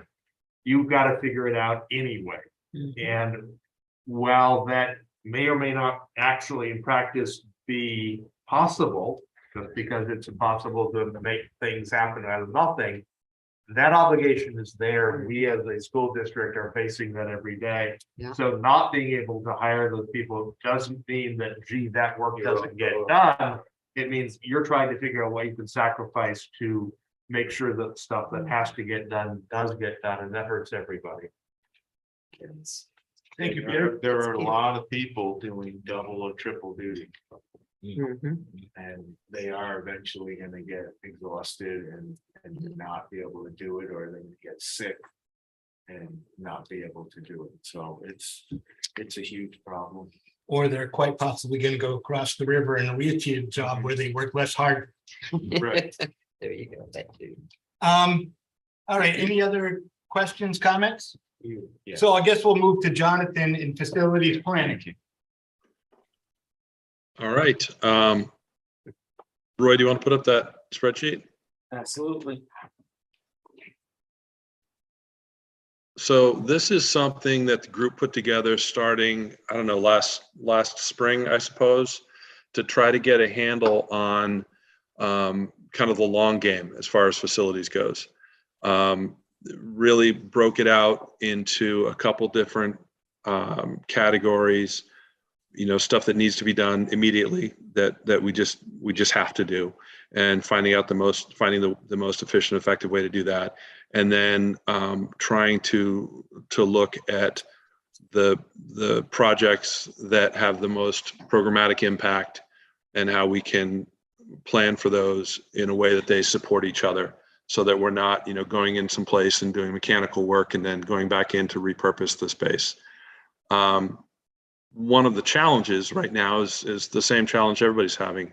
The environment for construction and the expenses have just gone up exponentially in the last 2 years. You know, equipment that I was purchasing 2 years ago for, you know, commercial kitchen equipment has gone up, you know, 60-70%. Some of the kind of the bellwether costs, simple stuff like, you know, flooring abatement, where I used to plan $5.50 or $6 a foot is now at $14 and $15 a square foot. Now, I don't know how much of that is driven by economics and how much of that is driven by people taking advantage of the economic environment, but it does impact what we can reasonably do and how we plan for it. So I think in the conversation the subcommittee has largely been about let's focus on the stuff that must be done. We got to keep roofs coming on. We got to keep the heat on. And then let's look at areas where we can combine some stuff, like in the high school, we need to think hard about the fire alarm system that is outdated. It's functional, it's safe, but it's outdated and needs to be replaced. The town has been great working with us, very cooperative and helpful in that. And what we've agreed is any upgrades we do, any renovations we do in that facility, we will upgrade the fire alarm system along with that specific project. So I think it's really about maintaining this balance between what the programs need by way of support, how the facilities need to develop, and then in a way that makes sense and is defensible as an expense. I don't know if there's anything on this list that anyone wants to look at specifically.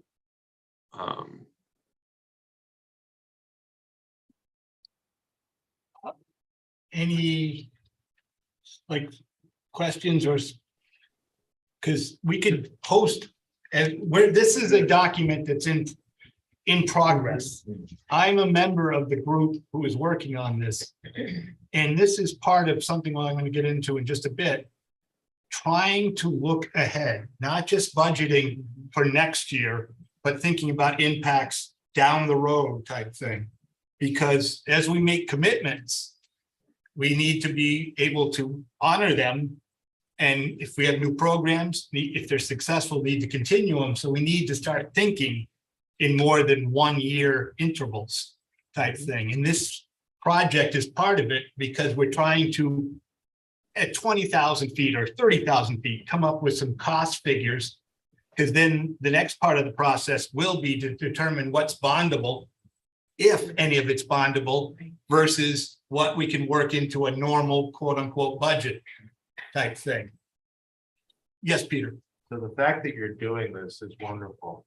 And I would love the chance to have you and the other members of the committee sort of present to the board in greater detail some of the trade-offs you're making, how you're making those judgments, and so forth. Whether it was done at a community engagement meeting like this, where we would invite the public to comment, or done at a normal business meeting, I think we would benefit from being exposed to that thinking and how you're making those choices. Absolutely, Peter. And that was, that was the plan. And we are hoping to do it in conjunction with the budgeting process to wrap it all together. Our goal So- is, yes, to get something before this budget cycle is over. So I'm pleased with, the developments, and that's what we've been attempting to do, from, the beginning. That's why this committee exists. My question at this point is, because we have been thinking in those terms, not as intentional as we would have liked to, but has the 25-year maintenance plan that we had originally developed and started to look at again, has that been factored into this process? I would say to a certain degree. I mean, because that is maybe an expansion of the work. I think generally we've been looking like 5 years type thing, because Which is fine, Yeah. which is fine, Right. because that, when you look at the bond market, that we've had and what we've had to address, over the last, let's say 10 years, we've been very fortunate with the rates especially, and then with the bond market that's available in the state. And so it'll be interesting to see what occurs in the next 2 to 3 years with the investments that the state is making, and how that will affect some of those choices that we make on behalf of the taxpayers. Sarah, would you like to speak? Sure, I just want to ask, this may be fully redundant to you, but are you taking lead times into this like long-term picture? Because like I've bought 3 HVAC units in the last 4 years and they've all taken 17 months to get. So we, at the hospital, this is what I do, so I'm sorry. We have had to re-strategize all of our master facilities planning based on lead times. And so taking in, when I saw HVAC, that's a big one. Electrical parts are big ones right now. So like thinking about that in your 5-year plan, about where those things land based on how quickly you can get them, is a new factor that we weren't doing before that is big right now. So. Good point. So I can Yeah, address Jonathan, that. go ahead. Yeah, so that's a very real factor right now. And, I'd go back to just to stay in the lane here for a minute, go back to the fire alarm example. We're in the process of designing a fire alarm system for the high school and the tech that can be phased in over a period of years. It's a very expensive project. It's a very complicated project, but part of that design involves standardizing the equipment so that when we start the first phase, we're starting the procurement process for all the components throughout the entire project, even if it takes several years to execute. So I think that's a different approach than we would have used historically, where you're kind of front loading the procurement process. When you talk about HVAC equipment, the best example is we need to do some upgrades in the RRC, and we simply cannot get the combination of equipment and people to execute in a timely fashion. So we go to Plan B and Plan C and Plan D. What I want to be mindful of is not to get held hostage by that. We can't always sacrifice the good for the great. I don't think it's ever going to go back to an environment where I can run into webs and pull anything I want off the shelf. So it's just not coming back. So what we're really trying to do is think about the long game and try to standardize our equipment, standardize our procurement processes so that we, as each of these projects develops, we do factor that in and build that in as a component of the project that frankly wouldn't have been there just a few years ago. Thank you. Yeah, and I mean, that's part of the trade-offs because, well, the bond market has been very favorable. Recent events may change that. So we are cognizant of the lead times and the fact that historically costs may be significantly greater. So as Jonathan said, we got to weigh the alternatives. And there's no perfect answer, I guess is the way I would put it. It's been hard to get used to because for years we had so much available whenever we needed it. And all of a sudden, like Jonathan said, whether it's the labor or the actual parts, it's not available. We had an elevator breakdown at the middle school at the beginning of the year, and usually it would be a day or two. And it was, well, where do you get the part? And then where do you get the labor to put in the part? It was unbelievable. But every single item is like that, as you know, from your own private vehicles. If your car breaks down and it needs a part, it may be down for a month or two, or I have a friend 5 months. And 5 months, and that's not uncommon now. Because the part either isn't available or it's in China or Japan and it's going to be shipped here and you're going to wait till it gets here. We are reaping the advantages of just-in-time inventory systems, which are wonderful when they work and when they don't have any elasticity and redundancy. I was going to say those darn accountants. Any other questions or comments want to be made in this area? Okay. Thank you, John. Thank you, Jonathan. Thank you. Jonathan, thank you. Thanks. So now I'll make this quick since this is me. Roy, can you bring up the spreadsheet? And I just want to sort of go through an example because the big one isn't quite ready for prime time, but.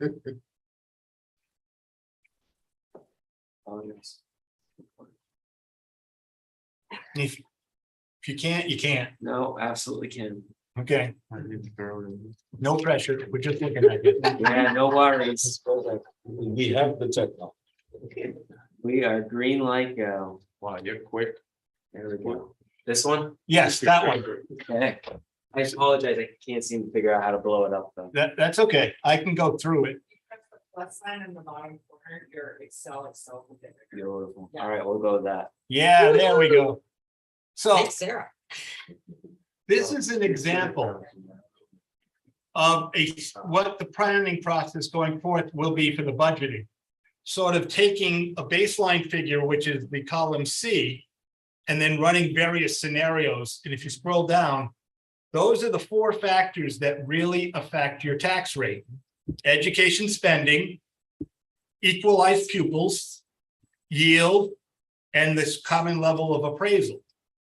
And for example, can you put a -4 on the CLA column, Roy? and then scroll back up a little, please. For example, a 4% change in your CLA with everything else being constant will result in almost a 2 3/4 increase in your tax rate. So, and I think it is very possible, given today's real estate market, that it's going to be possibly even more. So these are the type contingencies as we go forth with the budget, recognizing that it's not just this year, it's several years. And the bigger part of this spreadsheet actually has a 3-year projection on tax rates. And as it's in its infancy, and as it develops, I'm hoping to figure out indicators so we can make reasonable guesstimates, like on the CLA or the yield calculation, which is basically the amount of per pupil spending that would result in a $1 tax rate type thing. So if we go above it, that raises the tax rate. The first 3 items can offset each other. It's the CLA where there is no offset. And since we're dividing decimals, it has a multiplier effect. So, and this will be ready for the beginnings of the budget process, because the master one also allows me to make presumptions on health insurance, salaries, and some of the other major cost items. So we can run what if scenarios and project those out over 3 years type thing, just to get an idea. I mean, obviously, the further we go out, the more subjective it becomes. And there's variables that we will not anticipate. So it has to be taken with a grain of salt, but it would be something I think has value in the whole process. So would you mind giving a little primer on the CLA, and especially the relationship between when the CLA goes up, your tax rate goes down, when CLA goes down, your tax rate goes up? Okay, yeah, certainly. Thank you, Coach. Basically, CLA is common level of appraisal, and it is supposed to represent a figure of how much Hartford's grand list is below the fair market value of those properties in total. It's based on a number of years of sales and a lot of statistical formulas, but basically, as Coach said, as that number goes down, your tax rate goes up. And if it goes up, your tax rate goes down. And that's one thing the board has absolutely no control over. I mean, we can use real estate trends to get an idea, but that's all it will be. I mean, we only really control the first line, educational spending, which is your budget number, like it's 43 million this year, less local revenues, which include tuition, other reimbursements, and if we've bought down the tax rate. The yield is set by the legislature, and last year was a historically high year for the yield. Basically, it was like up 16%, where normally it's up 4%. So that allowed budgets to increase, but the tax rate to actually go down. So these are all type of the variables that we have to work with. And the really frustrating thing is even when we bring the budget to the taxpayers, we don't know the yield. And that doesn't get released to June. So it's just the best guesstimate. And we've generally tried to be conservative in what we represent, because it's much easier to give good news than bad news. But that's a very important lesson for the board to understand, because we sometimes spend a lot of time talking about what the impact of this budget will be on the tax rate, and then it's almost meaningless when it all washes out at the end. So you've like spent hours and hours talking about this is too high and we need to be lower, or this is too low and we can be a little higher, and then what comes to pass in June is totally different. Though it also needs to be recognized that the tax rate isn't really the answer you care about. It's how big is my tax bill? And if the rate goes down, but your property is more expensive and more valuable, your taxes can go up anyway. So This is all dependent. And many variables, because, and that's a great point, Peter, because the town is in at least 1 or 2 years away from a town-wide reappraisal, which will be the circumstance that Mr. Merrill illustrated. Some people will benefit and some people will be hit hard, depending upon how far their house is currently assessed. For example, and I don't believe it, but I looked on a website and my house is worth twice what it's assessed for. So I'm gonna move out. all you need to do is find somebody who's willing to pay you Leave it to the that girls. price. Yeah. But yes, that's a very important point. So it's, while we present the tax rate, there is an impact, because the other thing that affects it is the property tax credit and property tax and the income sensitivity. Because, and I'll get more into that as we get closer to budget season, because I know everyone really wants to hear the detail. And I would comment, though, that we do have control over one other factor to some degree, Okay, which is the equalized pupils. We, by making ourselves more attractive, by keeping our schools in good condition, by offering courses that students want to take, both have some effect on who actually moves to our community. And we have an effect on the sending school towns and how many of those potential students end up here. So there is, it's not a direct linkage. You can't yank on the bar and have the whole thing move faster or slower. But there's a relationship between what we do and how good our governance is and what happens with that number. absolutely. I mean, a lot of it is the perception. Yeah. And I'd use the analogy, investment in the schools is a lot like homeowners insurance. You're protecting the value of your house. Very true. Yeah. So yes, there's many things. And this is the topic we're gonna revisit as we go through, because the more educated the taxpayers are, I think the better for everyone. And one of the other pieces to this discussion is our pupil numbers. Because as you can see, it does play a very important part to this equation. So, for example, if you look at a year ago, when we were at 1575, and now you look at a year, at least, you know, when we opened the school year, we're almost at 1800. That lowers our cost because we've increased the population. One of the things that we've asked the superintendent to just do a little analysis for us is, where are our students coming from? Some of our communities have what they call choice. So the student can go almost anywhere. If we're attracting those students, it's good to know. And it helps us on the board to look at how we structure some of our development pieces, because that continues to help the district grow. And then there's those other little pieces around, at what point do you get to capacity? You know, and that is a question, you know, worth, discussing, especially with Russ's subcommittee, the facilities group. Right. So anyways, those are just other pieces to the rubrics. Okay, any other comments? Thank you. I think now we'll go, if there's any public comments, if anyone's stuck with us. Oh, Cyril, stick with it. Yeah, I'm sure. here to ask. Doug did a call today about the free lunch form, and he just explained that to me because I never fill it out because we don't need it. But his call made it sound like I have not been filling out something for 12 years that I should have been filling out, and I'm robbing my school of money.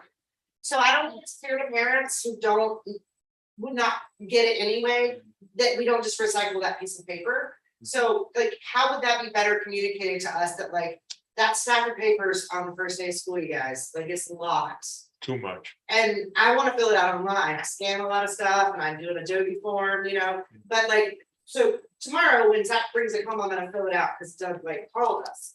But can you explain how that relates to our funding? Yeah, do you want me to do that? You want? Anybody can Okay. understand that? So there's a huge campaign this year called Fill Out the Form. And the Fill Out the Form campaign is all about, it's always been like this, is the free and reduced lunch counts affect how we're able to, how much money, but also how we're able to distribute the federal monies that we get. So a lot of people ignore it because they think, well, I don't want it or I'm not going to qualify, but it helps us take in that money and also distribute it within the state.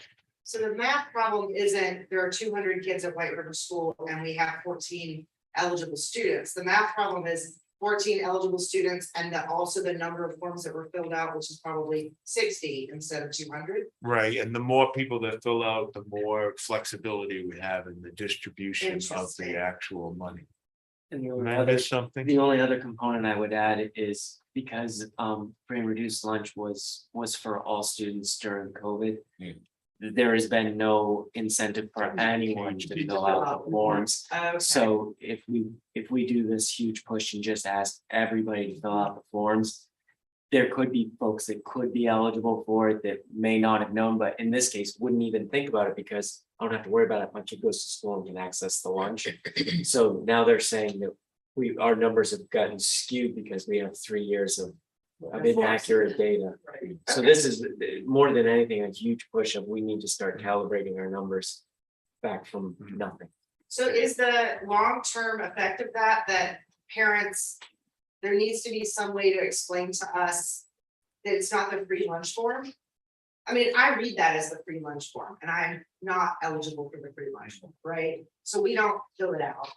And so is there a way to reframe that there's funding involved? That'd be Because good. That's a That's great idea. I would have a different emotional reaction to a form that gets my kids money versus a form that has me taking money that I don't need. I don't mean I don't need it, but our family doesn't need it, and so I don't fill it out. Does that make any sense? Yes. Yeah, I mean, I or know a lot of people. it's kind of, there's a perception that why bother, because it doesn't affect anything. Right, We and have one- sometimes I they- don't come up with the works. Why should somebody have to type up my handwritten stuff into a computer that we are not gonna get anything from it? right, and some families don't realize how high the bar is.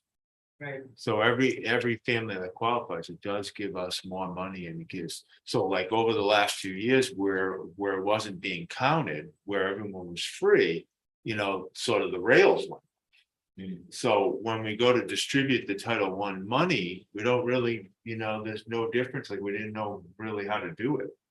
And the feds couldn't tell us how you distribute that several $100,000 of funding. See, Sarah, the other piece, and we can take your comment to heart, which we will.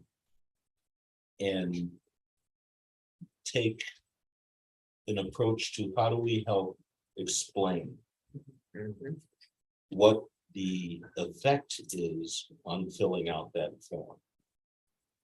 And possibly even rechanging it or whatever the name, because we can do that because it's our form. But anyways, that being said, the relationship to state and federal funds is predicated on the result of filling out those forms. Because there's percentages used. So if, to go back to your example of 14 versus 200, if only 14% becomes the divisor, we lose a lot in effect in that building. So where another school, the parents said, oh, they want us to fill out the forms. We fill out the forms. They're going to get more as the result of the funding formulas than the school that decided to not fill out. Part of the issue is that the number doesn't just determine whether your child gets a free lunch or not. It's actually used by the government as a proxy for what is the level of poverty in a community. Right, but no one tells us. Yeah, and I'm not, yeah, That's our. and that's our, Likely. yes, no, and that's clearly part of what we're not doing right.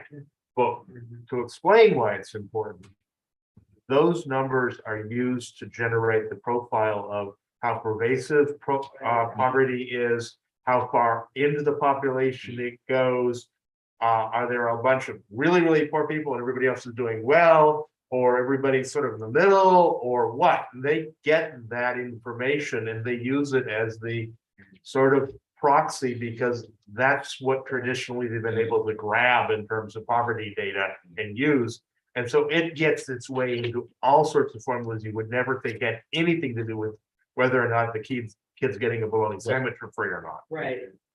And I'll tell you what really sort of exposes this whole thing is, you have 3 elementary school, the middle school and high school. The kids haven't changed all that much and the poverty level hasn't really changed all that much, but at the middle school, there is a lot less poverty than the 3 elementary schools. At the high school, there is significant less. Because the kids aren't filling it out, they're not gonna get free and reduced lunch. The parents are less interested in filling out all the forms. And it's always fascinating. We've been doing this a long time and you always see that at the high school level where there's like barely any poverty. I don't know what happened. But all of a sudden the families are all wealthy. There's no.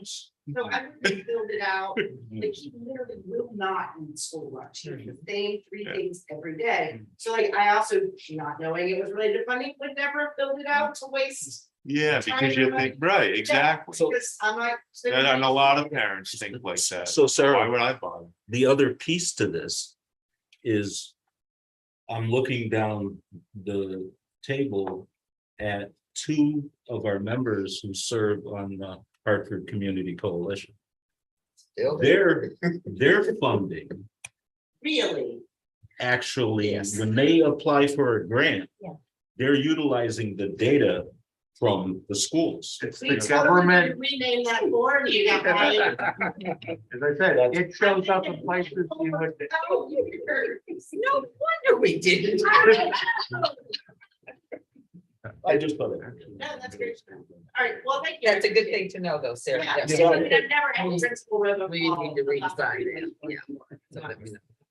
Exactly. But thanks for bringing it up. Yes, thank I you. wonder, That's what yeah, if this we is should about. put some sort of not a table of contents, but a table of explanation with the form so people understand that, because you could be someone who could qualify, but your kid's never gonna get lunch, so you don't bother. And that would help a lot. A yellow sticky on it with red letters that says, everyone fills this out. That would be helpful. My email. Yeah, Well, some of it, that's somewhat involved, some of the forms. right. Right. The big form, it's a big stack of forms. Well, that stack point is also Sarah Campbell, 141 Chella Street, it's the same top block on all the stacks all right now. Like on the one that goes into Infinite Campus, I'm just like, I want to write on it, nothing has changed. Like that's an option I want to get, right, is that I moved in my house for 10 years, my kids, are the same track, like I want to be able to check a yes box in that type of scenario. Because somebody has to type that up, right? If I write it in my hands, someone's now typing that in the canvas, like resource time. I could type it for you. Say it. Well, that is something we're looking at. Cool. Are we still That's doing that new registration. And can you tell that? Yes, we're still in public. things before? Yeah, of course you can. No, when we're all done. When you're done. I think we are. There's nobody. I think we were done before we started. I have a couple of things for the ones of you who do not know that we do have a Rotary Foreign Exchange student. She started this week. She is from Germany and she has 7 years of English. So she can outspeak me. She's real sweet. And I think that the ones of you that are in the school haven't met her yet, you will truly enjoy meeting her. Another thing is we have our regional meeting Thursday night, 6 p.m. You all should have had an I signed up invitation sent already. it to. Yeah. Okay, Yeah. if you've not signed up, please sign up to it. We'll have speakers. Then I'll take over for a while. I'll do our region's business meeting end of it. And then we'll go back into the big group, okay? Because we just like 4 or 5 of us that Yeah. are gonna be in the same region. Usually we do this in person. Makes it much easier. Now this is gonna be new to do it this way. The VSBA annual conference is October the 20th and 21st. If you've not signed up, I encourage you to do that. Do we have a voting rep? Have we done that yet? Actually, I know Russell have- was, but well, no, he did the, this bit and. okay. You know, those votes. All right, so if we don't have someone, we need to get that nominated in so that we can, I Let did them that. know. I did that. you want to do it again? Well, do we have to vote on it? If we vote on it, I nominate Coach to be our voting representative for VSBA. Second. All in favor? Aye. Did I just take that over? I'm sorry, Russell. I just lost control. I'm sorry. I have to have this in, so I'm gonna go ahead and let them know that you're gonna be the rep again. Okay, thank you very much. And 1, 2, 3, that was all I have. Thank you very much. Okay, how about Peter? Anything you want to share? I have nothing other than thanks for a great meeting. Same. Wow, you Yes, see, it's good yes, I meeting. mentioned. It was a good. And I'm going to do my usual thing. I move that we adjourn. Woo-hoo! Oh, Oh. before we do, We hadn't seconded. before we do, Tom, would you thank Alicia for a really great job on that spreadsheet? Yes. Yes, thank you. With our data of staff. Because one of those numbers at the end, when you look at it, we have 417 positions. And at least at the last time I looked at the chart, which was yesterday, we had 400 filled. So that's, that's quite an accomplishment. This day and age. And Well, so, not where you want to be. But I mean, that means she did 50 on board and 50 new people this year. That's a tremendous amount of That's work. that she amazing. did. She just took over for Linda. Yeah. This is her first year flying on her own. That's a lot of people. That's insurance, tax information. and Right, all still a good sorts of job. Paperwork. so kudos. I do to have one more Miss question. Alicia.